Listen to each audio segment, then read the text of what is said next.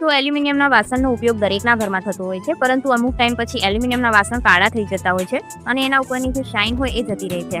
તો એને સાફ કરવા માટેની એક સિમ્પલ ટ્રીક જોઈએ. તો અહીંયા આપણે શું કરવાનું છે કે વ્હાઇટ કલર લઈ લેવાનું છે. તો જે આપણે રંગોળી પૂરવા માટે કલરનો ઉપયોગ કરીએ એ જ કલર લેવાનો છે, પણ અહીંયા વ્હાઇટ કલરનો યુઝ કરવાનો છે. હમણાં જ દિવાળી ગઈ છે તો આ કલર દરેકના ઘરમાં હશે, તો આનો ઉપયોગ તમે આ રીતે પણ કરી શકો છો. ત્યારબાદ એની અંદર થોડું પાણી ઉમેરી દેવાનું છે અને સ્ક્રબની મદદથી આપણે એને ઘસી લેવાનું છે. એલ્યુમિનિયમના કોઈ પણ વાસણને તમે આ રીતના સાફ કરી શકો છો. ઘણા લોકો એલ્યુમિનિયમના ડબ્બામાં લોટ ભરીને રાખતા હોય છે, તો એની ક્લિનિંગ માટે પણ તમે આ કલરનો યુઝ કરી શકો છો. 2 થી 3 મિનિટ જેવું ઘસ્યા બાદ આપણે એને પાણીથી વોશ કરી લેવાનું છે. અહીંયા તમારે સાબુની પણ જરૂર નહીં પડે કે ડિટર્જન્ટની પણ જરૂર નહીં પડે. આસાનીથી એકદમ નવા જેવા આપણા વાસણ ચમકવા લાગશે. હવે આપણે એને પાણીની મદદથી સાફ કરી લઈએ. તો જ્યારે આપણે એને પાણીની મદદથી વોશ કરીએ ત્યારે તમે જોશો કે આની અંદરથી કેટલી કાળાશ છે એ નીકળે છે. અહીંયા તમે જોઈ શકો છો કે પાણી એકદમ કાળું થઈ ગયું છે.